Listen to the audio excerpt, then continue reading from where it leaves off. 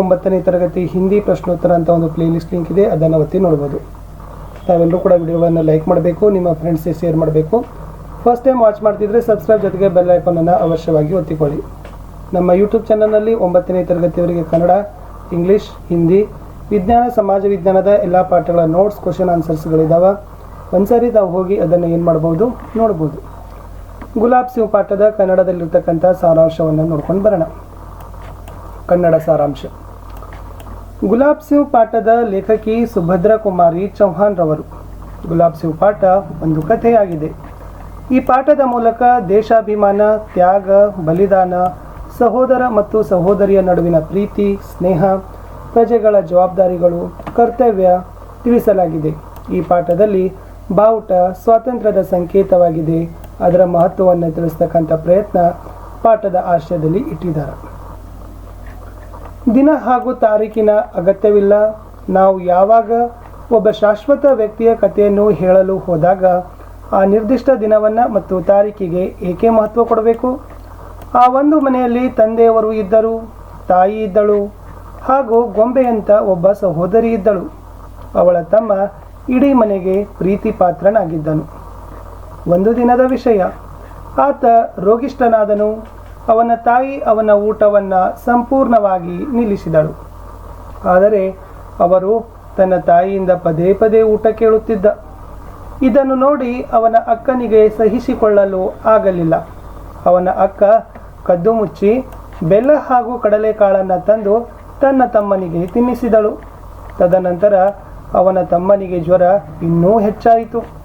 ಆದರೂ ಸಹ ಅವಳು ತಿಂಡಿ ಪದಾರ್ಥಗಳನ್ನು ತಿನ್ನಿಸಿದಳು. ತನ್ನ ತಮ್ಮನ ಸಂತೋಷಕ್ಕಾಗಿ ಅವಳು ತಂದೆ ತಾಯಿಯರ ಕೋಪವನ್ನು ಸಹಿಸಿಕೊಳ್ಳಲು ಸಹ ಸಿದ್ಧವಾಗಿದ್ದಳು. ಆದರೆ ತಮ್ಮನಾಗಿದ್ದವನು ಬೆಲ್ಲ ಮತ್ತು ಕಡಲೆಕಾಳಿನ ವಿಷಯವನ್ನು ಯಾರಿಗೂ ಹೇಳಲಿಲ್ಲ. ಕ್ರಮೇಣವಾಗಿ ಆ ರೋಗ ಬಿಟ್ಟು ಹೋಯಿತು. ಆದರೆ ತಮ್ಮನಾಗಿದ್ದವನ ಮನಸ್ಸಿನ ಮೇಲೆ ತನ್ನ ಅಕ್ಕನ ಸ್ನೇಹ ಒಂದು ಗುರುತು ಸದಾ ಕಾಲಗಟ್ಟಿಯಾಗಿ ಉಳಿಯಿತು. ಅವನು ಒಮ್ಮೊಮ್ಮೆ ತನ್ನ ಅಕ್ಕನ ಜೊತೆ ಜಗಳವಾಡುತ್ತಿದ್ದ. ಆದರೂ ಕಣ್ಣೀರು ಹಾಗೂ ಮನಸ್ಸಿನ ಬಣ್ಣ ಅವನ ಮನಸ್ಸಿನ ಮೇಲೆ ಅಂಕಿತವಾಗಿರುವ ಚಿತ್ರಗಳನ್ನು ತೊಳೆಯಲು ಸಾಧ್ಯವಾಗಲಿಲ್ಲ. ಇಂಥವು ಒಂದಲ್ಲ ಹಲವಾರು ವಿಷಯಗಳು. ತಂದೆ ತಾಯಿ ಅವರ ವಿಷಯಗಳು ಮನಸ್ಸಿನ ಮೇಲೆ ಗುರುತು ಹಾಕಿದ್ದವು. ಒಂದು ದಿನ ತಂಗಾಳಿ ಬೀಸಿತು. ಅದರಿಂದ ದುಃಖವಾಗಿರುವ ಹೃದಯದಲ್ಲಿ ಒಂದು ಹೊಸ ಜೀವ ಬಂದಾಯಿತು. ಈ ಗಾಳಿಯಲ್ಲಿ ಒಂದು ರೀತಿಯ ಜೋಶಿತ್ತು. ಒಂದು ದೊಡ್ಡ ಪ್ರಮಾಣದ ಮೆರವಣಿಗೆ ಬರಬೇಕಾಗಿತ್ತು. ಆ ಮೆರವಣಿಗೆಯಲ್ಲಿ ರಾಷ್ಟ್ರ ಮಹತ್ವದ ಒಂದು ಬಾವುಟ ಮುಖ್ಯ ಕೇಂದ್ರವಾಗಿತ್ತು. ಆದರೆ ಮೆರವಣಿಗೆ ಬಿಡುಗಡೆ ಆಗಬಾರದೆಂದು ಬಾದಶಾಹ ಅವರ ಆದೇಶವಾಗಿತ್ತು. ಪಟ್ಟಣದಲ್ಲಿ ಆತಂಕದ ಒಂದು ನೆರಳು ಕೂಡಿತ್ತು. ಆ ಬಾದಶಾಹ ಭಾರೀ ಕ್ರೂರಿಯಾಗಿದ್ದನು. ದೊಡ್ಡದಾಗಿ ಬಂದ ಬಾದಶಾಹ ಮೆರವಣಿಗೆ ಬಿಡುಗಡೆಯಾಗಬಾರದು, ಮೆರವಣಿಗೆಯಲ್ಲಿ ಬಾವುಟವನ್ನು ಏಕೆ ಹಿಡಿಯಬಾರದೆಂದು ಈ ರೀತಿ ಸಹೋದರ ತನ್ನ ಸಹೋದರಿಗೆ ಕೇಳಿದನು. ಈ ಬಾದಶಾಹ ಯಾರು ಎಂದು ಸಹೋದರಿ ಕೇಳಿದಳು. ಯಾರೋ ಇರಬಹುದು ಎಂದು ಸಹೋದರ ಹೇಳಿದನು. ತಂಗಿ ಕೇಳಿದಳು, ಮೆರವಣಿಗೆ ಯಾಕೆ ಬಿಡುಗಡೆಯಾಗಬಾರದು? ಮೆರವಣಿಗೆಯಲ್ಲಿ ಬಾವುಟವನ್ನು ಯಾಕೆ ಹಿಡಿಯಬಾರದು? ಸಹೋದರ ನಿಷ್ಠುರವಾದ ಧ್ವನಿಯಲ್ಲಿ ಹೇಳಿದ, ನಮ್ಮ ದೇಶ ಬಾದಶಾಹ ಅವರ ಗುಲಾಮವಾಗಿದೆ. ಆಗ ಉತ್ತರ ಇತ್ತು, ಇಂಥ ಒಂದು ಸ್ಥಿತಿಯಲ್ಲಿ ಮೆರವಣಿಗೆ ಖಂಡಿತ ಬಿಡುಗಡೆಯಾಗಬೇಕು. ನಾವು ನಮ್ಮ ಧ್ವಜವನ್ನು ಖಂಡಿತ ಹಾರಿಸುತ್ತೇವೆ. ನೋಡೋಣ ನಮ್ಮನ್ನು ಯಾರು ತಡೆಯುತ್ತಾರೆ. ಬಾವುಟ ಸಿದ್ಧತೆ ಆಗುತ್ತಿತ್ತು.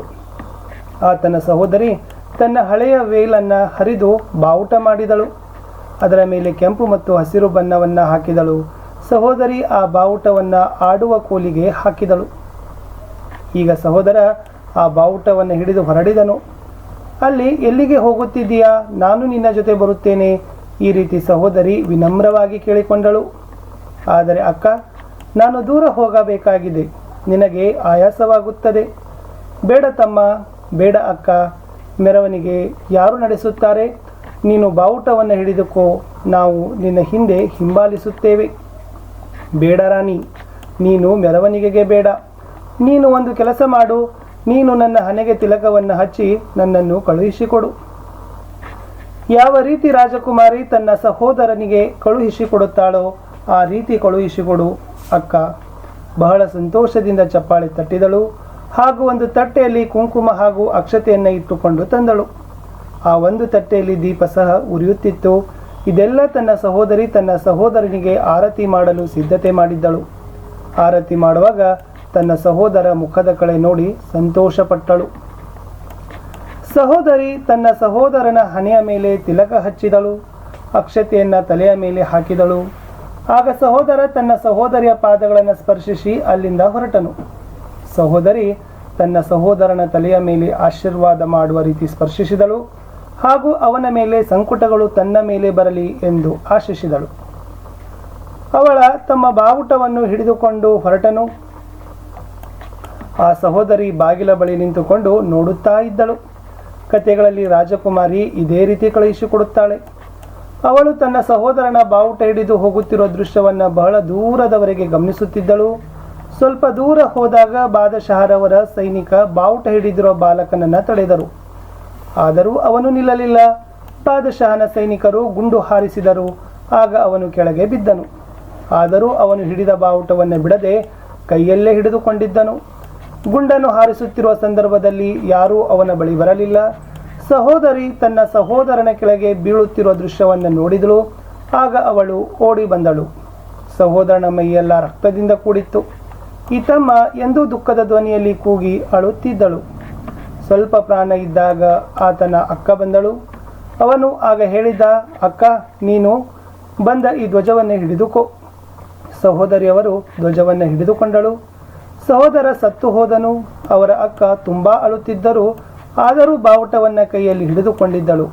ಬಾದಶಾ ಅವರ ಸೈನಿಕರು ಒಂದು ರೀತಿಯಲ್ಲಿ ಒಂದು ಕೋಟೆಯನ್ನು ಗೆದ್ದಿದ್ದೇವೆ ಎಂದು ಭಾವಿಸಿ ಅಲ್ಲಿಂದ ಹೊರಟು ಹೋದರು. ಆಗ ಜನರು ಓಡಿ ಆ ಸ್ಥಳಕ್ಕೆ ಬಂದರು. ಅವರು ಆ ಮೃತದೇಹವನ್ನು ಎತ್ತುಕೊಂಡರು. ಮುಂದೆ ಬಾವುಟ ಹಿಡಿದುಕೊಂಡು ಅಕ್ಕ ನಡೆಯುತ್ತಿದ್ದಳು. ಮೆರವಣಿಗೆ ಬಿಡುಗಡೆಯಾಗಬಾರದೆಂದು ಬಾದಶಾಹನ ಆದೇಶವಾಗಿತ್ತು. ಆದರೂ ಸಹ ಮೆರವಣಿಗೆ ಬಿಡುಗಡೆಯಾಯಿತು. ಬಾವುಟವನ್ನು ಯಾರೂ ಹಾರಿಸಬಾರದೆಂದು ಬಾದಶಾ ಹೇಳಿದರು. ಆದರೂ ಮೆರವಣಿಗೆ ಸಮಯದಲ್ಲಿ ಬಾವುಟ ಹಾರಿಸಿದರು ಹಾಗೂ ಬಹಳ ವೈಭವದಿಂದ ಅದನ್ನು ಹಾರಿಸಿದರು. ಆ ಬಾಲಕನ ಹೆಸರೇ ಗುಲಾಬ್ ಸಿಂಗ್ ಆಗಿತ್ತು. ಆತ ವೀರ ಮರಣವನ್ನು ಹೊಂದಿದನು ಅಂತಕ್ಕಂಥದ್ದು ಇತ್ತು. ಇಷ್ಟು 9th ಸೆಕೆಂಡ್ ಲೆಸನ್ ಗುಲಾಬ್ ಸಿಂಗ್ನ ಒಂದು ಪಾಠದ ಕನ್ನಡ ಸಮರಿ ಇತ್ತು. ಸೊ ಕನ್ನಡ ಸಮರಿ ಕೇಳಿದ ತಕ್ಷಣ ಪಾಠ ಬೇಗನೆ ಅರ್ಥ ಆಗ್ತದೆ ಅಂತ ಅಂದ್ಕೊಂಡಿದ್ದೀನಿ. ಲೆಸನ್ನ ಕ್ವಶನ್ ಆನ್ಸರ್ಸ್ ಇದೆ, ಆಲ್ರೆಡಿ ವಿಡಿಯೋದ ಡಿಸ್ಕ್ರಿಪ್ಷನ್ ಬಾಕ್ಸ್ನಲ್ಲಿ ಹಾಕಿದ್ದೀನಿ. ಆ ಎಲ್ಲ ವಿಡಿಯೋಗಳನ್ನು ತಾವು ನೋಡಬೇಕು. ಸೊ ನಾನು ಮತ್ತೆ ಸಿಗ್ತೀನಿ ಹೊಸ ಪಾಠದ ವಿಡಿಯೋದಲ್ಲಿ. ನಿಮ್ಮೆಲ್ಲ ಲೈಕ್ ಮತ್ತು ಶೇರ್ಗಳನ್ನು ನಿರೀಕ್ಷೆ ಮಾಡ್ತೀನಿ. ಬಾಯ್.